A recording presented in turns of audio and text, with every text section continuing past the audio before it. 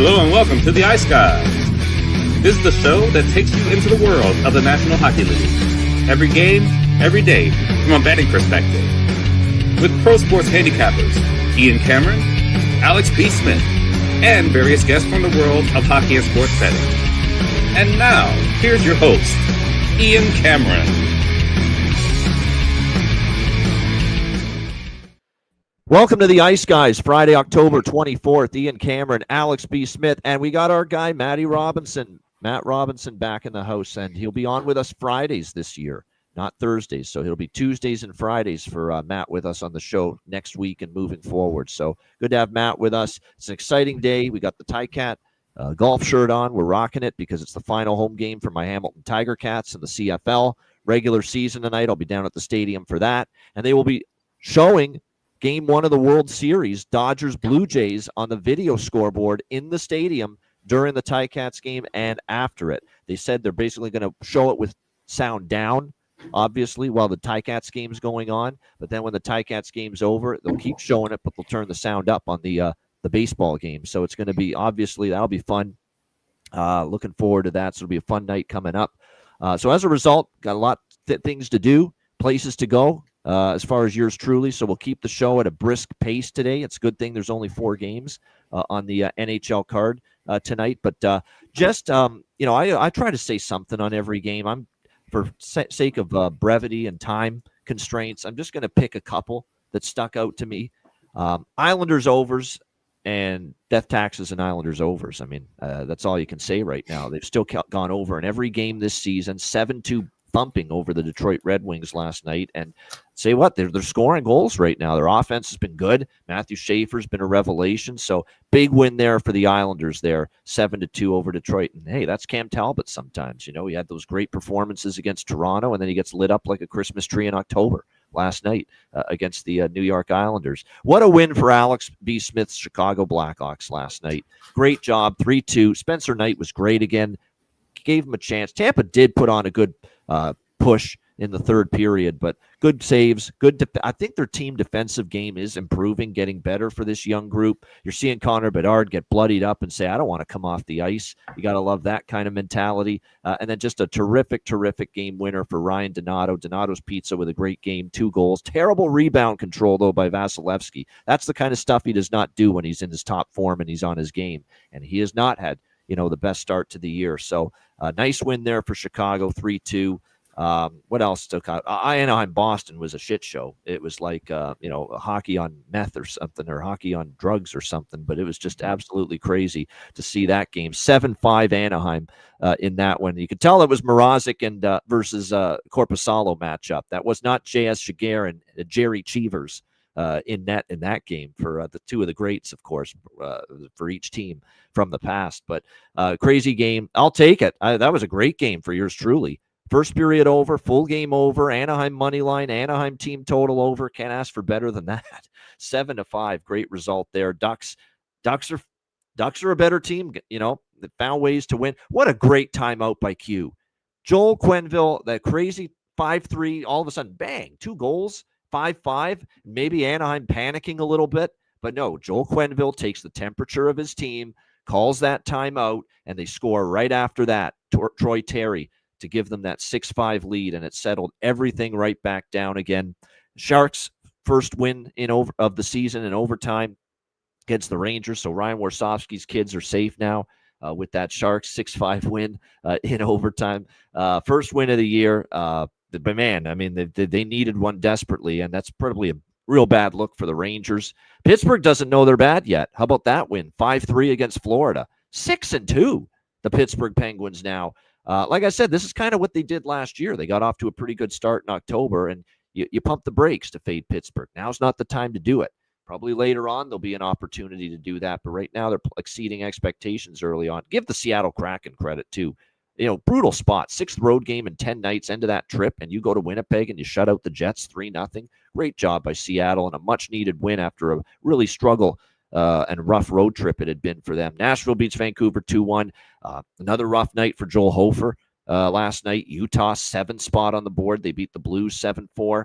Dallas's struggles continue, 3-2 Kings in overtime. Kempe with the horns down, not realizing that, hey, just because this game's in Dallas in the state of Texas, not everyone's a Longhorns fan. Not everyone's a Texas Longhorns fan, but still ended up doing that gesture after that. Pretty cool. I know they asked him, Butchegras, how does a guy from Sweden know to do that? But nevertheless, 3-2 win for LA there in overtime. Crazy game, Edmonton, Montreal, 6-5. What a comeback by Edmonton. Sketchy officiating. Anderson got a crazy penalty for just, shooting the puck in frustration, which is crazy. I've never seen that. You got to give a guy a break. You shouldn't be giving penalties for that. I see it all the time. That was kind of a screw job there to Montreal a little bit, but nevertheless, you got to protect the lead, and you need a save from Montembeault, and he couldn't give you one. And Edmonton gets the 6-5 win, and the Montembeault struggles continue, man. And I think we're going to continue to see more Jakub Dobeš. And then a very entertaining game, Carolina 5, Colorado 4 in a shootout. What a gutsy win for Carolina. Anderson was terrific. 40-plus shots he faced. 3 starting defensemen out with Slavin out, Miller out, Gostisbehere out, and still found a way to win that hockey game. The game was terrific. It looked like a Stanley Cup final preview or potential preview because both of those teams clearly could get there. But Carolina's injuries are mounting, and it's concerning. And they may not get any of these defensemen back, according to Rod Brindamore, after the game anytime soon. So that's very concerning. But Carolina made me look good last night with picking them to win the Stanley Cup. They've still only lost the one game, but the injuries are a concern. And I don't know what was more entertaining, watching that game or enjoyable, watching that game, Alex, or watching those beautiful throwback retro jerseys. Man, those were beautiful. Yeah. Whaler, Quebec Nordique jerseys, man. I could see those jerseys night in and night out. Yeah, absolutely. And shout out to Altitude Sports Network, the Avs broadcaster for TV and radio, not only having Hartford and Quebec listed as the team names, but even on the radio call, they were calling them Hartford and Quebec all night long. And I thought that was just super fucking cool.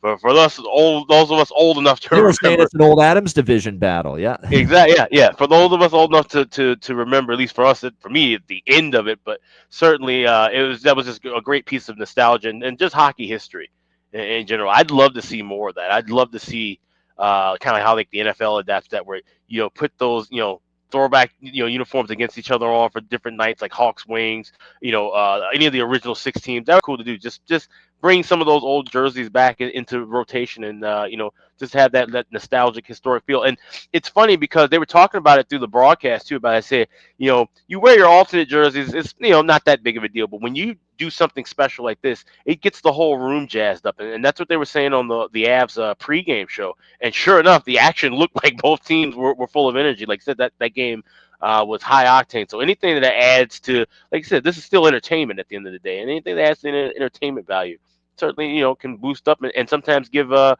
extra boost to the players on the ice as well. When you look good, you feel good, as Deion Sanders once said. But it was a wonderful night of action, a lot of goals, which we love. We love our good, solid defense as well too. That's why I had a huge profitable night, probably. As did I. Over bifectas cashing in, both teams to score cashing. San Jose getting their first win of the year, scoring the first goal of the game. I had first goal, first period, plus 180. Yeah, great call by both of us. I was on San Jose goal in the first period, and I'm on it again tonight. I'll just give it away right now. I'm on it again tonight. Yeah, just a wonderful game, and those are the games they have to win, right? Like they're not going to win pretty games. They're going to have to muck it up and get into these dog fights and these boat races and find ways to get victories. That's how a young team goes along and grows about, especially having such a rough streak to start the year and ending last year. That's a solid win for them. But there's some veteran teams like the Rangers and Tampa Bay that just look bad.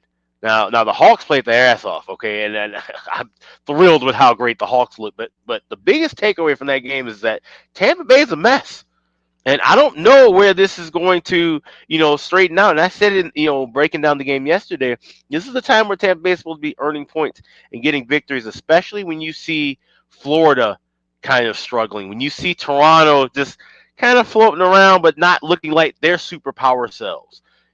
This is the moment of opportunity. This is about as wide open as the Atlantic has looked in the last 2-3 years right now. And of course, it's still early October. But my point is, this is the time where you should be playing your best hockey, and they seem to be playing their worst hockey they've seen in a long time. And like I said, even when they're getting contributions from Kucherov back in the lineup, he looks good. But like I said, you got Vasilevsky with uncharacteristically bad rebounds and not making saves that he normally does, and that's just problematic. And the depth, the bottom six depth is not nearly as good as people thought it was on the squad, and the Hawks exploited that.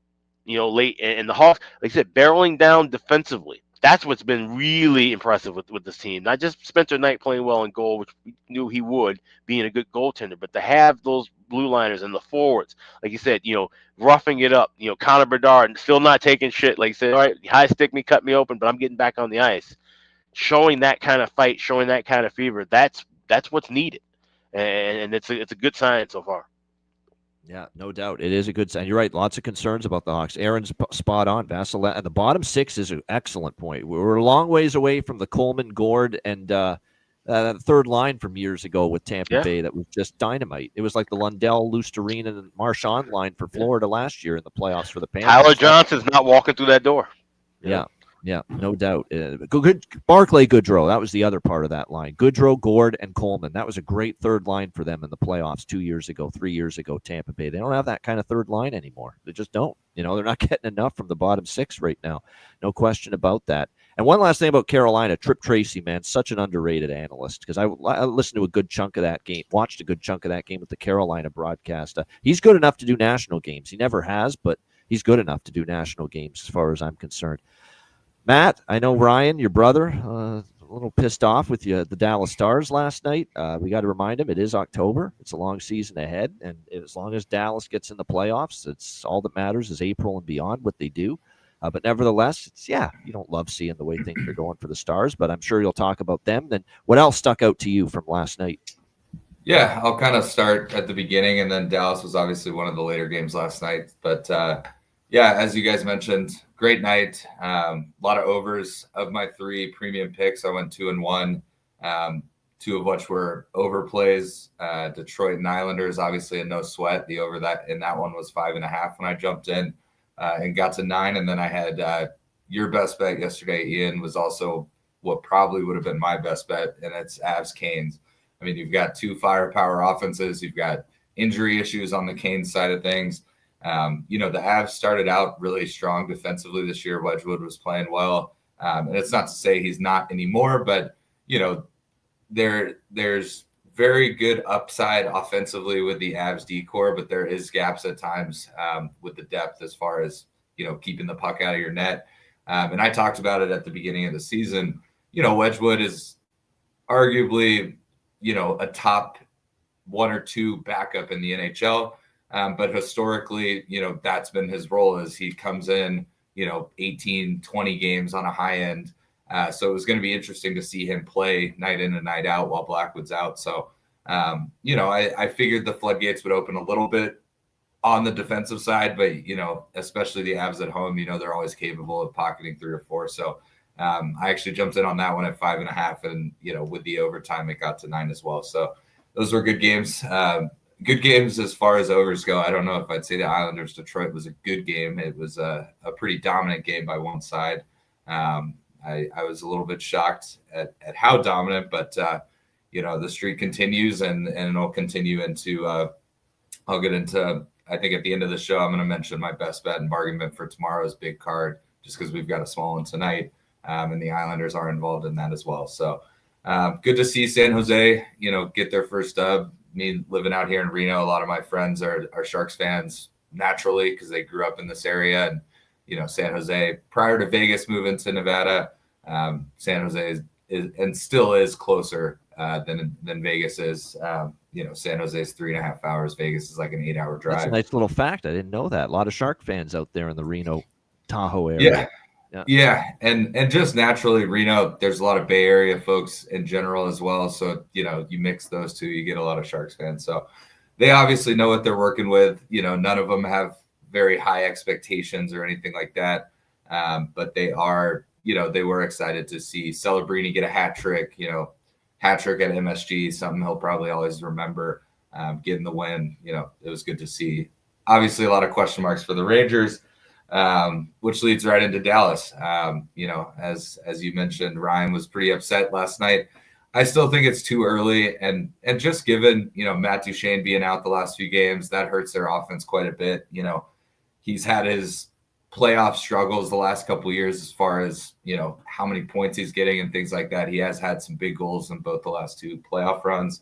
But, him being out, he was the regular season leading scorer. I don't foreshadow him doing that again this year, even if he had played all 82 games. I think Mikko Rantanen might have a say in that, as well as, guys like Robo that are trying to make the U.S. team and things of that nature. But he is a piece. The one thing I will say about Dallas that has been, nice to see, they haven't exactly scored on every power play, but they've dominated every power play. It's sat in the zone for the full 2 minutes. They've created chances, even in these bad games. The Columbus game, definitely of note. Their power play looked great. It's, and it's early in the year. It's a new system. There's a couple changes to that top unit. Miro was out for a lot of last year. So, getting guys gelling, that's going to take time. But if that power play does kind of catch fire, it's going to be scary and kind of hard to defend for opposing teams, because it's just, there's 5 potential all-stars on any given season on that PP1. So that's the good sign. Obviously don't like to see him lose 4 in a row. I did look historically, their starts to the year since Golitzin was there in 11-13. He actually had the best start they've had in the last 12 years, which is kind of crazy. I think they were 7-3 his last year in Dallas, and through Pete DeBoer, Hitchcock. They've kind of bounced around coaches there in between.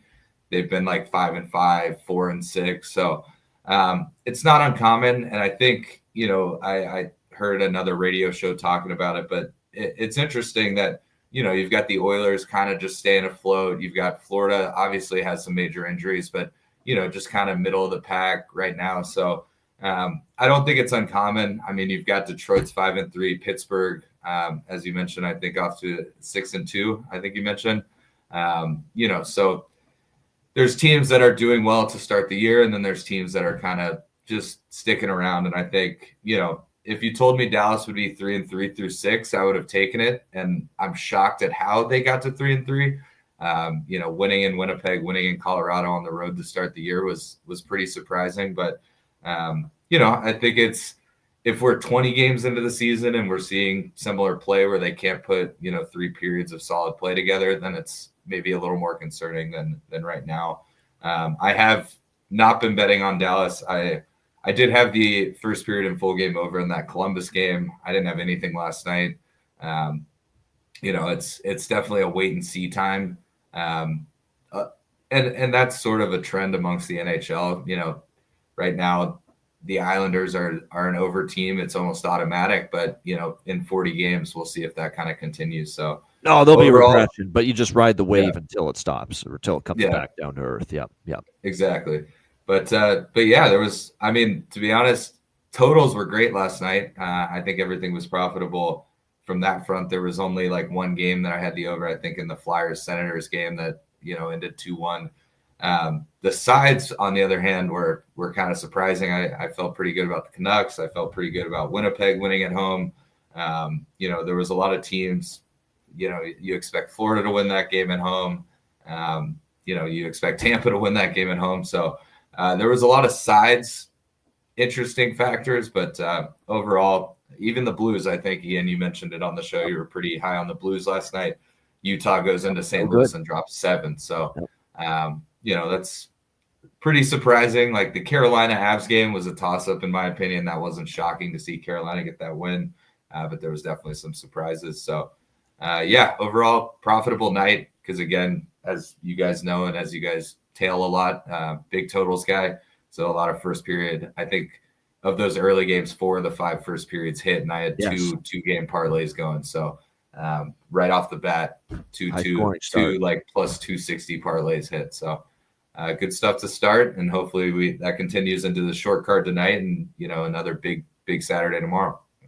Yeah, no doubt. Looking forward to it. 13 games, by the way, tomorrow. So, and we might have your brother Ryan with us tomorrow on the Saturday show. So that'll be a big show tomorrow at noon. 13 games on Saturday. We are going to get Matt's thoughts, a couple thoughts from him on the Saturday card before we end today's show, since he doesn't join us on Saturday. So we'll do that later on in the show today. Just another programming reminder: we're good for the weekend. Regular shows Saturday, Sunday, noon Eastern, but no show on Monday, okay? No show on Monday. We'll do the Monday games on Sunday's show. And then Tuesday's show, which is the day of our Frozen Frenzy live betcast at night, we will be at 1:30 p.m. Eastern time, Tuesday, for the Ice Guys show in the afternoon. And then the betcast will start at 6 p.m. Eastern on Tuesday night. I'm going to have to make room on one of my screens on the betcast, though, for the World Series, because that's going to be game 4 of the World Series on Tuesday night. Blue Jays Dodgers. So we'll keep you up to date on that too, for any of you that are locked in and tuned into the Jays right now on the betcast coming up Tuesday night. So we're looking forward to that. Our first live betcast of the season on Frozen Frenzy night on Tuesday. That'll be a lot of fun for sure. All right, our Friday card begins with Washington and Columbus. We've got Washington minus 115 road favorites, 6 the total in this game. You look at the Capitals, and they've played pretty good start to the year, 5-2, no complaints. They won their first. They lost their first game against Boston. Then they won 4 in a row against the Islanders, Rangers, Lightning, and Wild. They lose to Vancouver 4-3, dug themselves an early deficit and hole, but they came back and almost tied it, but fell short 4-3. And then they bounced back with a pretty thorough 4-1 win against Seattle, outshot the Kraken 34-19. So they look like a really good team once again here, the Capitals. But I'm going to poke holes in one thing about their 5-2 start. You look at that schedule, and Bruins, not great. Islanders, well, they've actually started to score goals, but not the best opponent. Rangers have been struggling. Tampa Bay, I know that's a nice win, but Tampa's not been the same team to begin this year. Minnesota, when they were struggling. Vancouver up and down, and Seattle. So, like I said, it's been a nice, friendly schedule. I would argue the strength of schedule hasn't been that strong so far for Washington. Now they're going to have to go on the road and face a Columbus team that's playing with some confidence, so far. They had the tough losses to Colorado and New Jersey, 2 of the teams that are right there as top teams so far in the NHL to begin the season. They beat Minnesota on the road. They beat Tampa at home 3-2. Dominant win against Dallas 5-1 the other night for this Columbus team, playing well. And they're going to have the guy that I think is their best goalie and their best option right now in net for them tonight, and that is Jet Jet Greaves for the Columbus Blue Jackets, going to be in net for them tonight. And by the way, Paul McCartney's coming to Hamilton. His first show at the brand new arena that's the refurbished TD Coliseum is going to be in plenty November. of tickets are available. He couldn't sell out in Minneapolis. So yeah, Paul. It got sold out. It was quickly sold out with him here. So I'm sure he'll do that song from Paul McCartney and Wings days. But that's another story. But Jet Greaves for Columbus, Logan Thompson in net for Washington. Columbus is playing well. If you worry that after a big win against Dallas they fall flat here, maybe. But I like Columbus at this price. I really do. Even money minus 105. I'll take Columbus here. I think they can find a way to get this win here tonight. One thing I've noticed too about the Jackets is playing a little bit better at the defensive end. We know the Capitals can play good defense, so I'm not so sure this is one of those games that goes over. We saw a lot of overs last night. I'm kind of on the fence with this total. Could see it going either way, but I am on Columbus here, minus 105. I like it here at this price to get the job done. One thing about Washington, you feasted on home ice. You feasted against some weaker opponents. Now you're playing a Columbus team with some confidence, and now you're going on the road. So as much as I like the way the Capitals have played, I think this will be a good challenge for them, the way this Columbus team is playing at the moment. So Jackets for me. Alex, what do you think? Washington, Columbus. Keeping it simple. Yeah, going with the Jackets on the money line, minus $1.05. Like I said, we like Jet Greaves. We feel like these are the spots to back Columbus. At home, Friday night, where Friday games get kind of weird. We've said that in the chat for the last couple seasons. Fridays, what's up is down sometimes on Fridays. And while Washington seems like the better team long term, this spot just screams Columbus to me. And at this price, getting Greaves at this price, I don't think there's going to be too many times we're going to get Greaves at this price at some point. I think once he gets hot and gets on a roll, he's going to be the guy with a minus next to his name, and it's going to be Merzlikins with a plus next to his name more often than not. So give me the Jackets here. All right, there we go. Matt, anything you like here? Caps, Jackets. Yeah, this is an interesting one for me. I do lean Columbus. I might split it up.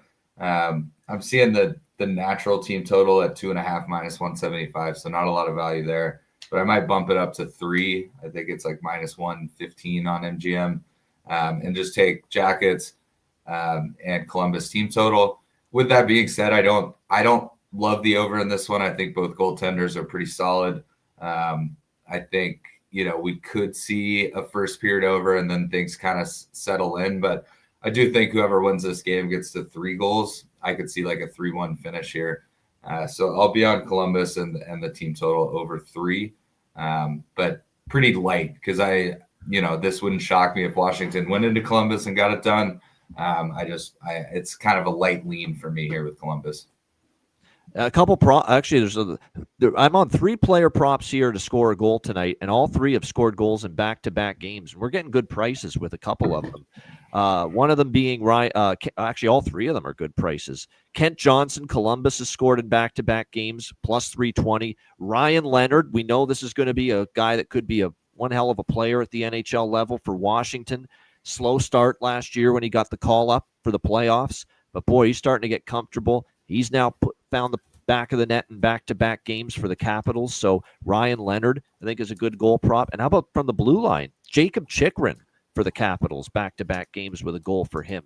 And you can get him in that plus 600 or so range as far as finding the back of the net. And I also dabbled in Adam Fantilli here, plus 280. He scored last game for the Blue Jackets. So those are a couple of props, though, that I'm interested in there for that one. All right, San Jose, New Jersey. New Jersey minus 360, home favorites, 6.5 the total in this game. I mean, this Sharks team, you talk about a track meet team. It's essentially what the San Jose Sharks have been for the most part this year. We see the way they've struggled in their own end, giving up 5, 4, 3, 6, 5, 7, 4 in the games so far, but they finally get off the schneid and beat the Rangers 6-5 in overtime for their first win of the season last night. Back-to-back now for them. We'll see if they can, refill the gas tank quickly and be ready for this game. Again, the travel is minimal. The nice thing about these Ranger Devils back-to-backs when you play them, it's not that big of a deal. San Jose giving up 4.8 goals per game, close to 5 goals per game allowed this season for the San Jose Sharks. So they have just obviously had their issues defensively, and you'd expect that. You look at this blue line, it's terrible. And they won in spite of it last. I like Mario Ferraro. I wouldn't take any of these other guys to be on my blue line if I was putting a defense score together. I wouldn't have Desharnais, Vincent Iorio, Orlov, who's kind of over the hill at this stage of his career, Dickinson, and Timothy Liljegren. I'm not taking any of those guys on my blue line. It's that simple. Not to mention you're without a couple key cogs. Klingberg's out. Ellis is on IR. Shakir Makhmadulin's out. Nick Leddy's out. So, like I said, it's just not a good blue line, and it's putting these poor goalies. Now, they got to be better, too. Askarov and Nedeljkovic aren't exactly Evgeny Nabokov in his prime right now for this San Jose Sharks team, but you do need them to be a little bit better than they've been, and they really haven't been. Askarov, we're still waiting for Askarov to have, his big coming out party here at the NHL level, and we haven't seen it yet. He'll be in net tonight for the Sharks. Jake Allen in net for New Jersey. New Jersey's just been a machine. You got to give Sheldon Keefe credit. His team is playing some great hockey. 6 straight wins, lighting it up, 3 goals or more in every win. They have averaged 4 goals per game this season, and defensively, they have really tightened things up. 2 goals or less that they have allowed in 4 of their last 5 wins. That being said, if you look back in the recent history, San Jose has played New Jersey tough. They've won it not just once, but a couple of times in the last 3 visits to New Jersey. I don't know if I trust them to win on a back-to-back after getting, sometimes you don't want to bet the bad team or the lesser team off a win. I say that all the time. You exhale, you celebrate a little bit more when you do get those wins. So as tempting as it might be, to take San Jose plus 310, I'm not sure I'll go that far, but I'll take them to score in the first period again, because I do think they will get some momentum. They'll pep in their step when they take the ice for this game, coming off their first win, and then maybe peter out, as the game goes on, with this being a back-to-back spot. So I like San Jose minus 106, guys. That's the price. It's a very cheap price. Minus 106 for San Jose to get a goal in the first period. I'm going to rock it again tonight, like last night against the New York Rangers. And you could go one step further, maybe take San Jose to get the first goal. You could do that as well. But I'm going to play it safe. San Jose goal in the first period. And I'm on the over by Fecta here as well. Over 1.5 first period. Over 6, -120 is what I got. 6.5, I'm cool with it. These San Jose games have really trended over. Now, New Jersey's put up the stop sign defensively so far. That's the one concern. What if Allen plays well? What if the Devils keep playing this strong brand of defensive hockey? Their penalty kill's been excellent, and maybe that shuts down the San Jose power play. But I could see this being a spot for New Jersey to let up defensively tonight because Minnesota, Toronto, Edmonton, Florida, they've run this gauntlet of very good opponents, and this could be the night maybe they're a little looser at the defensive end, at the back end, with San Jose coming in. So I still like it. Over by Fecta, San Jose goal in the first period as well. Alex, what do you think here? Sharks, Devils? Yeah, like I said, running back what we did last night. So I'll be on San Jose to score in the first period. Like I say -106, -108, so shop around. And also first goal of first period, +220 for that price at FanDuel. So that's fantastic. Those are the two plays I got. Just looking for a goal from the Sharks early, and then maybe look for that over by Fecta in game. More than likely be looking for that, like I said, full game over in game. If I get a 6, maybe a 6 at a plus price, maybe it takes about 5 or 10 minutes for a goal to come in that first period, then San Jose scoring would definitely help that cause, because we know New Jersey, like I said, for as defensive as they've played, they'll need to press more offensively, being down and behind. So that's going to be definitely the look. More so for a full game over in game, but I am on Sharks to get a goal in the first period and first goal of first period. All right, there you go. Good stuff. Matt, how about you here? San Jose, New Jersey. Yeah, it's tempting as +310 is. Anytime I see a bargain bin side, I usually consider taking a shot. But coming off the win last night, I don't love it. I do think San Jose will chip into this game. So I'm big on the over by Fecta. I actually got in at 6 on the over.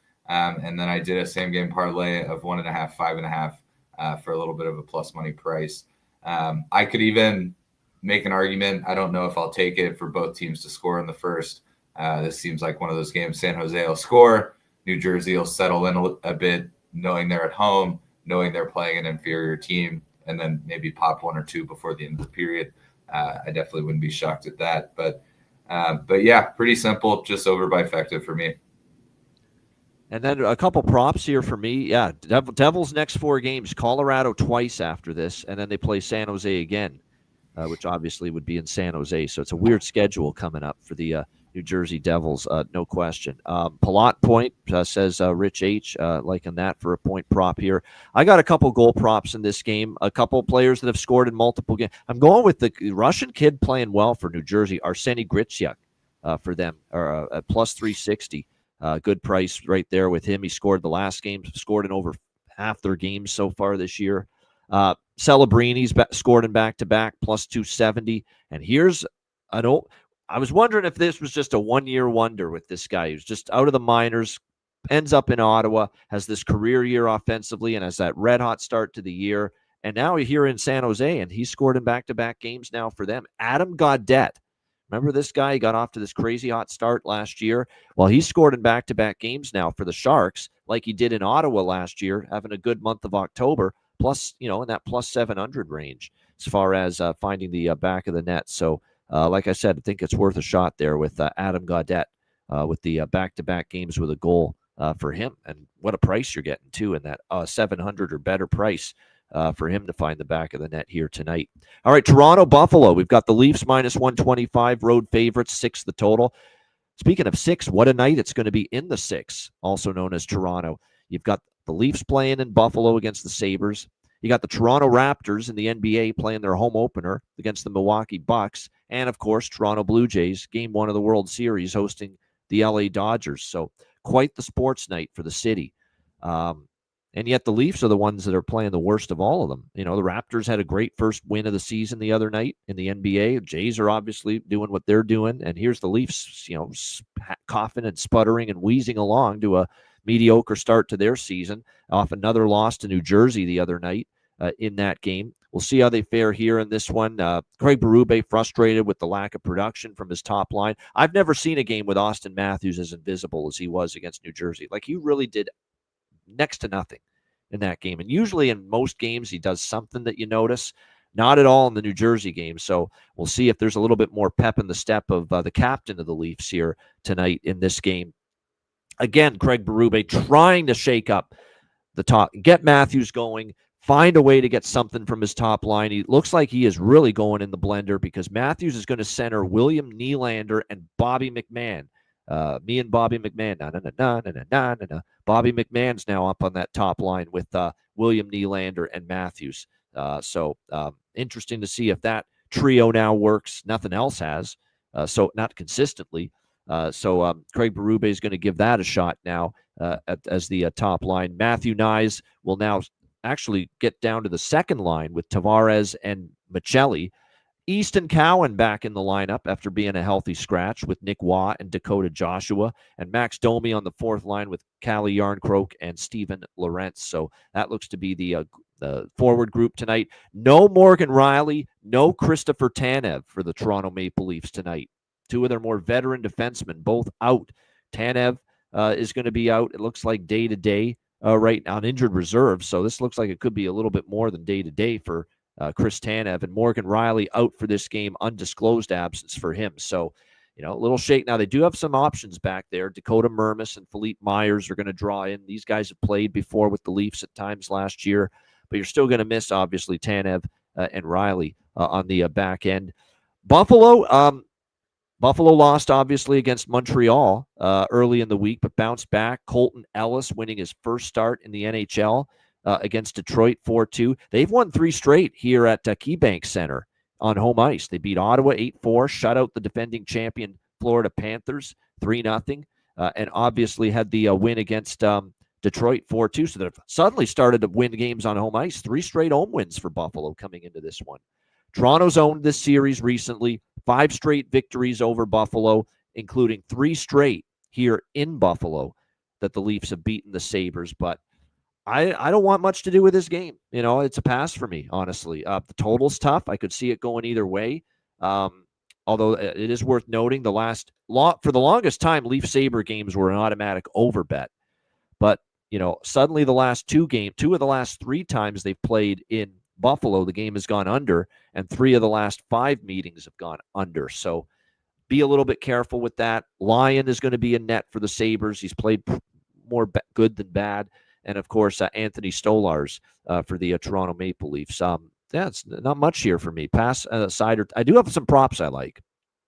In fact, there's some props I really like in this game, and I will get to those in a minute. But nothing side or total. I'd lean Leafs, but the way they're just lethargic play has really not really impressed me and enamored me. I don't feel like I'm in a rush to lay -125 here with Toronto. We'll see. We'll see what happens tonight, because these same 2 teams play tomorrow in Toronto, 5 p.m. Eastern. They moved up that start time because of the baseball at night, so they're going to do like a Leaf Blue Jay doubleheader tomorrow. Based on what happens tonight in this game, I may get involved side or total tomorrow with the rematch between the Sabres and Leafs at Scotiabank in Toronto. Matt, what do you think here? Did you get involved? Anything you like? Leafs, Sabres? Yeah, I'm kind of in agreement, and I always tend to shy away from games when 2 teams have back-to-backs against the same team. It's always sort of a weird, if tonight ends up being 6-5, I'd probably look at an under tomorrow. If today's a 2-1 game, I'd probably look at an over tomorrow. It usually alters between one or the other extreme. But yeah, nothing sides or totals here for me. But I am going to ride the hot hand. He's a friend of mine. He was on TNT the other night. He's got 6 points in 7 games. He did bingo on Thursday. Wednesday. Josh Doan. I'm going to take a goal prop and an assist prop. I think the whole situation with him leaving Arizona for Utah. His dad's obviously Phoenix royalty, especially in the hockey world. And then to be in Utah, kind of get his first shot and then get traded in the offseason was sort of a bummer, I'm sure, especially to a team that, on paper is struggling, and it's not a near. There's some teams that you say, oh, in 2 years, they're going to be a cup contender. I don't know if Buffalo is quite there yet.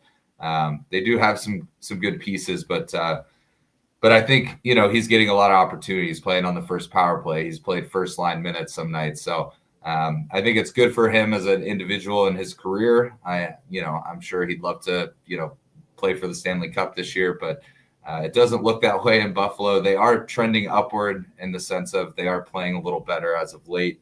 But I just don't trust them enough to take them in this game or take a total. But just give me a couple of Josh Doan props tonight. I'm with you. Right there with you as far as Josh Doan props. That was going to be one of the props I mentioned. Not only is he in great form, but guess what?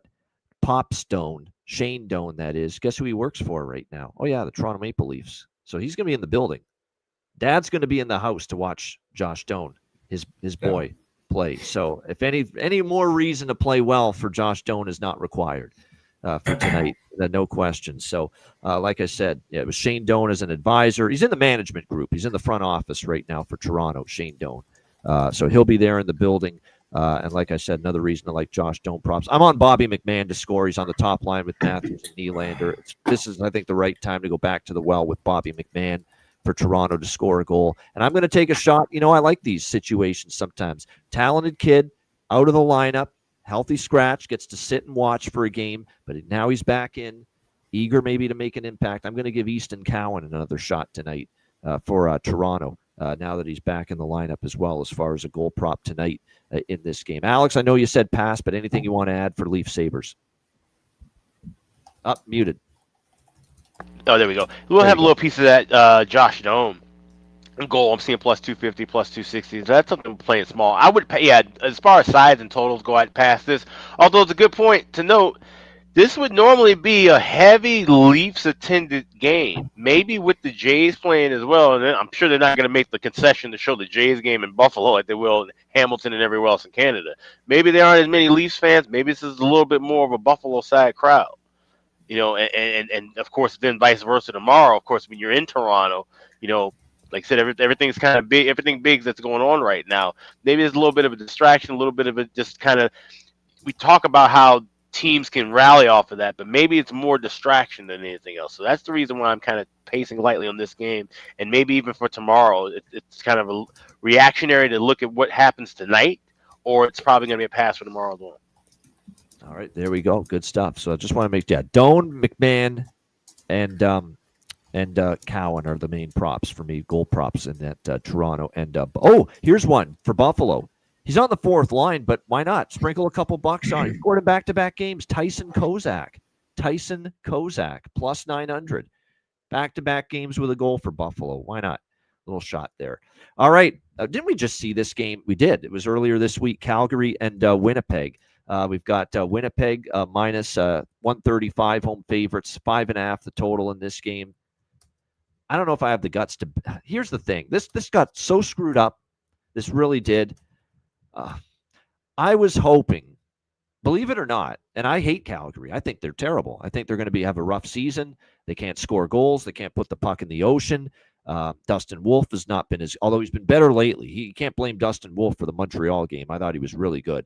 In fact, the last two games he's played a lot better. But I had this lined up as Calgary coming off yet another loss to Montreal, Winnipeg coming off what I thought was going to be a win last night against Seattle, and take Calgary tonight in a back-to-back against Comrie. I don't know if I want to bet Calgary. That's number one. And it's just as much, I don't know if I want to bet Winnipeg off a loss instead of off a win. And they're off that shutout loss last night to the Seattle Kraken 3-0. Now, they are going to have Eric Comrie in net tonight, not Connor Hellebuck. So does this give Calgary a puncher's chance? Yes. Does this make Winnipeg a little more dubious to win the game? Yes.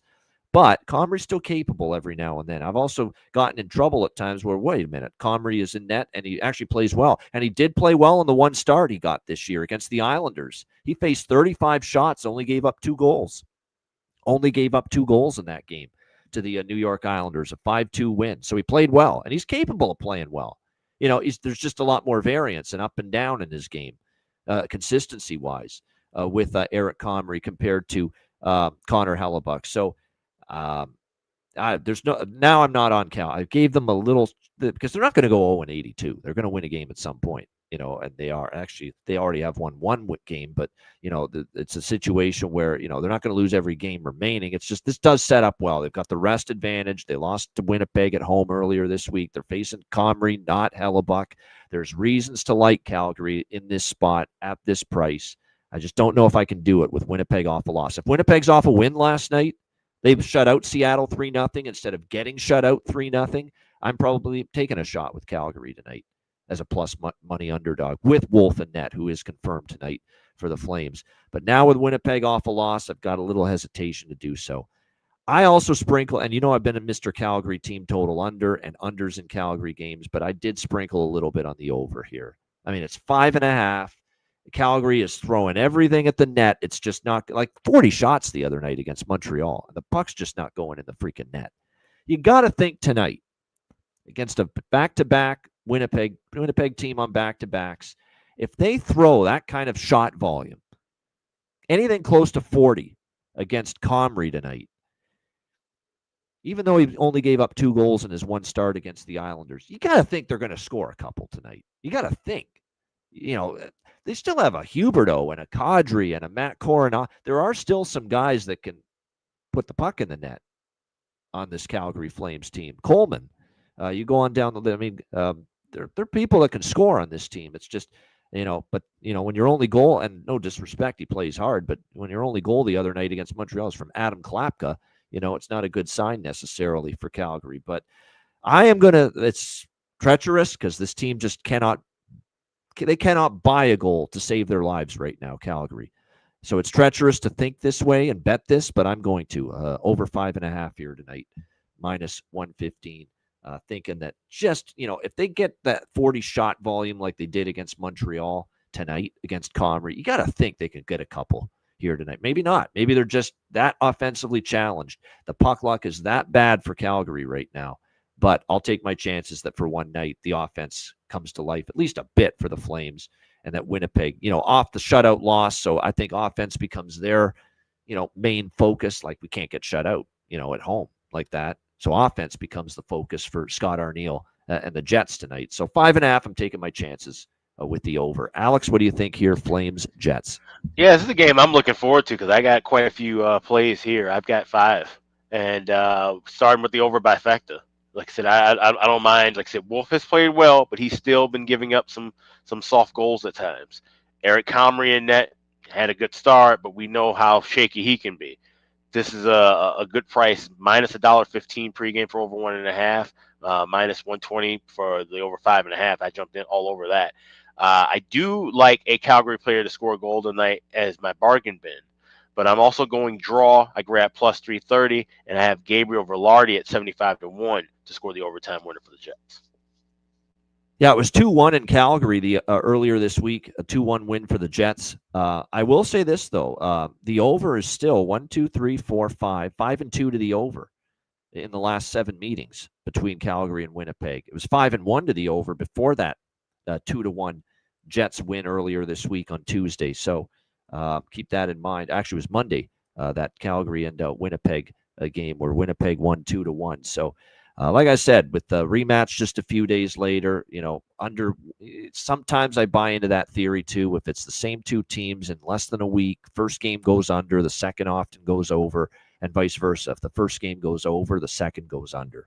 I do subscribe to that theory sometimes. We'll see if that holds true to form here tonight. Matt, anything you like? Calgary, Winnipeg. Yeah, this was going to be an interesting one. Initially Winnipeg at home after a loss like that, I lean Winnipeg here. I do think, they're dealing with some stuff up there. The Comrie factor, I do side with you that I think, Calgary chips in here. And it's the NHL. It's the same thing I say about San Jose. Calgary is not a great team. They're not going to, be playing in June, I don't think. But they will win games from time to time. So I'm split decision on sides here, so I'm going to pass on that. But I do like the first period over and full game over. Smaller here. Honestly, these 2 teams, I would typically be passing because I don't bet a lot of unders, but I don't typically feel great about the over. But to your point, Ian, with Calgary shooting the puck the way they are, Comrie and net, Winnipeg's going to want to come out and score a couple early after last night getting shut out. So I just think, it would not be shocking if this game is 2-1 after the first. And with that low 5.5, I think we can get to 6. Even if one team kind of runs away with it, maybe you get an empty net goal to get to that 6 mark. So it'll be light, but I'll be on first period and full game over in this one, especially given that 5.5 price. Yeah, it's urgency to get the offense going, urgency to win hockey games. It's because look at Calgary's shot volume. For most of the season, it was below 30. The 29 shots, 20 shots, 27 in a lot of their early in the season. They only had one game where they only had 18 shots against Vancouver, 22 against Edmonton, 29, 20, 27. But then you look at the last 2 games, 33 against Winnipeg on Monday, 37 against Montreal. So they're desperate to get this offense going. It's just a question of can they get it going a little bit at least here tonight against a backup goalie in Eric Comrie.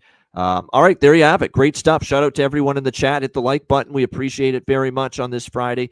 Before we get to ads and bargain bin special and best bets, Saturday look ahead with Matty Robb. We gave him this segment to give us a few thoughts, a few early opinions.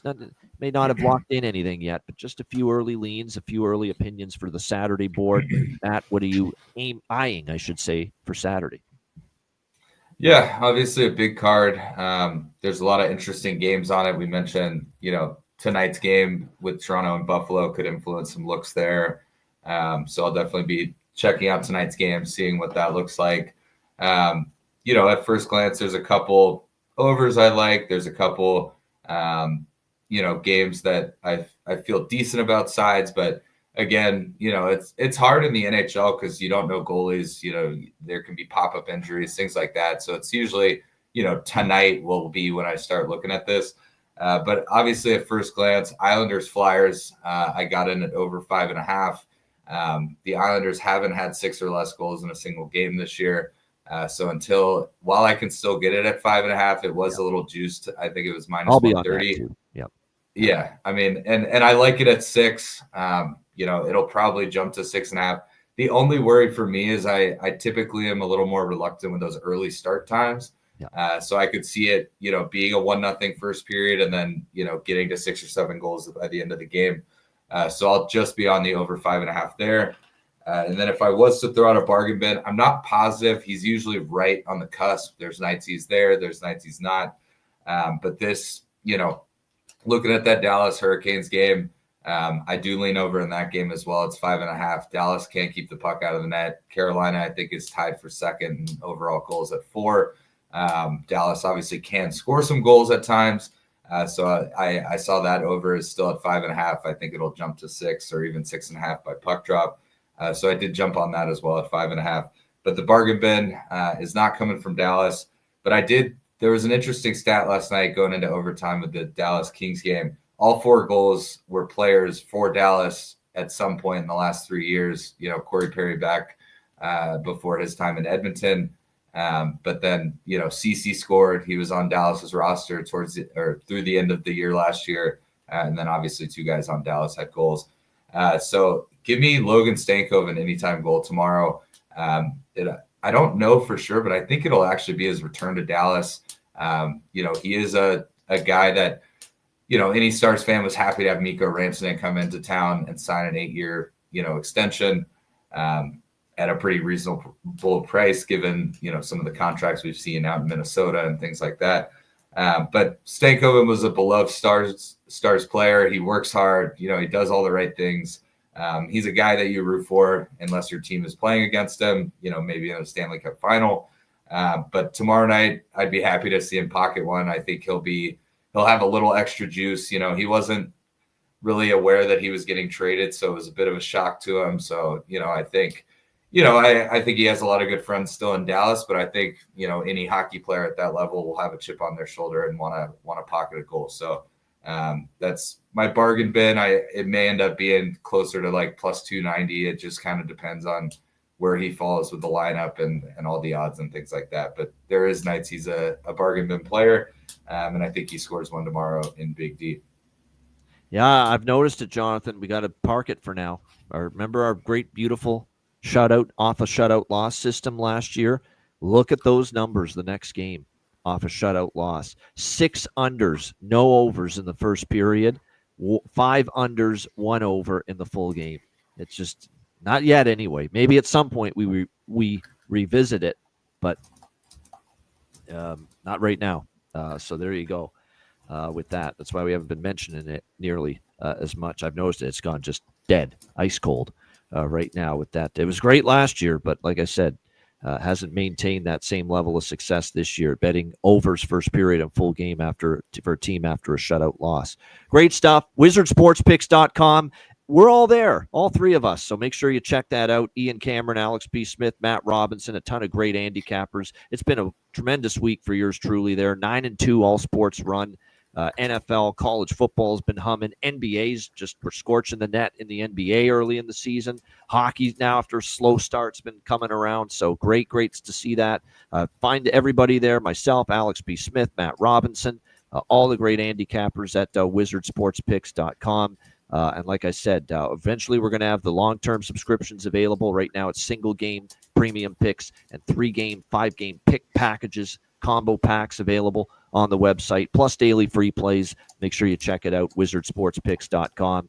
And the Patreon page, of course, patreon.com/Ice Guys, $10 per month. The response has been great. Daily card, sides, totals, player props posted each and every day on the Patreon page. Goalie charts, totals charts. We've got, obviously, all the bonus content. Our first exclusive betcast for Patreon members only on the page will be in November. So get signed up before November, before that first exclusive live betcast comes your way next month. So check all that out and more. And of course, again, your subscription goes a long way to supporting the show and keeping it rolling long term. And look at the results of the card last night that we posted. I mean, I'm telling you, you would have made a hell of a lot more than $10 that you spend per month for the Patreon subscription, based on if you tailed a lot of those bets on the card posted on the page last night. So make sure you check it out. Sign up. $10 per month. Patreon.com/Ice Guys. Yeah, we have 258 paid members. We have 6,530 something subscribers on YouTube. We'd love to see those numbers bounce up. They've been bouncing up, and we appreciate it. But let's keep that momentum rolling. It's like the season. Keep things rolling forward in a positive way. So we definitely have appreciated everybody who has signed up and continue to enjoy the content. But also check out the Ice Guys store as well, iceguys.myspreadshop.com. You got 3 days left where you can save 25% off of orders that are $70 or more. So it's a good time to get yourself a hoodie, get yourself a cap, get yourself we got bandanas for yourself, bandanas for your dog. We got baby merch. We've got everything there. So check it out. 25% off orders, $70 or more for the next 3 days. That's at iceguys.myspreadshop.com. Check it out. Get up to that Ice Guys store. Get yourself some great gear and merch. All right, bargain bin special of the night and best bets coming up right after we hear from our great Ice Guys sponsors.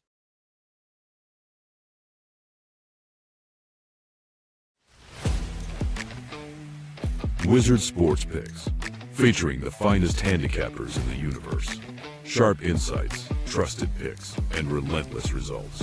We strive to help you become consistent winners. This is Wizard Sports Picks.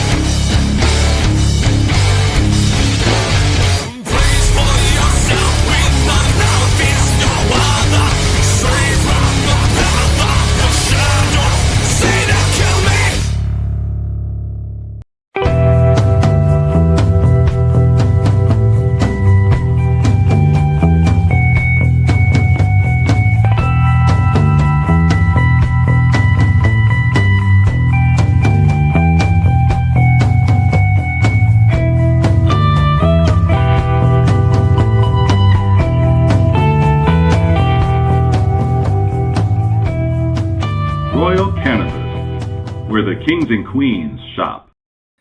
All right. Thanks to all our sponsors, including our brand new smoke sponsor, Royal Cannabis at royalcannabisshop.com. 20% off with promo code Ice Guys. All right. Bargain bin special of the night. We couldn't keep our consecutive game night streak going with the bargain bin special, but we'll try to start a new one tonight. Alex, bargain bin special.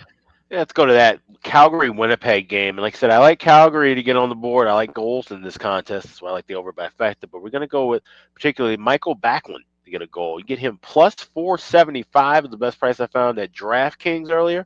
So anything in that 450, 460, 470 range, we'll go with Michael Backlund to get an anytime goal for the Calgary Flames tonight. It's my bargain bin special for this Friday. All right, Michael Backlund, captain of the Calgary Flames, to get them going here when they need him most to get this offense going. Michael Backlund, you can get as good as plus 490 with him to find the back of the net here tonight. Matt Robinson, what do you got for us? Bargain bin special. Yeah, so I know I haven't been on for a couple, like 3 shows that I typically would be on. So I actually have 2 tonight, despite the small card. Go with a couple guys that have had success, or I've had success with on the bargain bin in the past. One of them, everyone knows who it is. He's rocking the 4th line right now. He just got back last game. But Stefan Nason, anytime goal, plus 333. We'll see if it continues into this season. Or just taking a flyer. I know he's not playing a ton of minutes right now, but he does get power play time there with New Jersey. And so, why not open up the scoring for him tonight? On this beautiful Friday night. And then the other one is going to be in that Winnipeg-Calgary game. Another Plano, Texas native that can score goals and has scored goals this season. That Calgary offense hasn't been great, but he's a guy that on any given night can pocket one. I know he helped him get to overtime against Edmonton on opening night. Blake Coleman, plus 400. He gets a lot of opportunities on the ice. He kills some penalties. He's out there on the peeper sometimes. So look for Coleman to pocket one tonight in Winnipeg against Eric Comrie. There you go. Blake Coleman there for the Calgary Flames, and Stefan Nason for the New Jersey Devils. Would you say it's a Texas two-step? It is. Yep. Texas absolutely two-step, it is. Yeah. It absolutely is. All right, for me, bargain bin special, I will go with 2 as well, even though it's only 4 games. Let me see. There's a lot of good choices here. Bobby McMahon, Toronto, plus 320. I will go with that as 1. What else here? Ryan Leonard, Washington. He's really looked good like the last couple games, plus 400 for him. So there we go. Those are going to be my 2. Bobby McMahon for Toronto, plus 320. Ryan Leonard, Washington, plus 400. And Ryan Leonard scored in back-to-back games for the Capitals. So there you go. 2 bargain bin specials here for this Friday night. I almost went with Gaudette. Gaudette scored in back-to-back games, plus 700. Not going to go with that, but worth a bet at plus 700. All right, best bets. Alex, what do you got for best bet? Yeah, let's go with that San Jose first goal in first period, plus 220. That's a great price. Like I said, momentum can carry over from getting that first win, and if it does, it usually shows up early. So let's look for San Jose to get on the board first again tonight against New Jersey, plus 220. First goal in the first period. That's my best bet for tonight. San Jose, first goal, first period for Alex with his best bet. Matt, what do you got for best bet? Yeah, I hope Alex's best bet hits in the first 30 seconds of the game because I got the first period over in that San Jose, New Jersey game. I mentioned it earlier. I do agree. I think San Jose, feels a little sigh of relief. They got the win, maybe a little confidence. And they've got so much young talent. I could see them scoring one early. But New Jersey is a great team on the other end. And, San Jose has had some struggles keeping the puck out of the net. So, like I mentioned, I could see this one being 2-1, 2-2 after the first. So give me the first period over in San Jose, New Jersey. That'll be my best bet for tonight.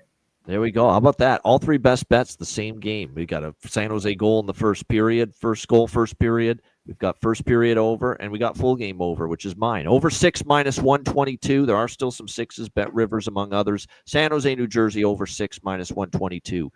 For my best bet here for this Friday card. All right, that's a great show. Great stuff. We're back tomorrow. It's a huge slate tomorrow, 13 games. Excited to break it down, noon Eastern tomorrow. Good to be doing that. And, of course, again, shows Saturday, Sunday. No show Monday. We're off Monday.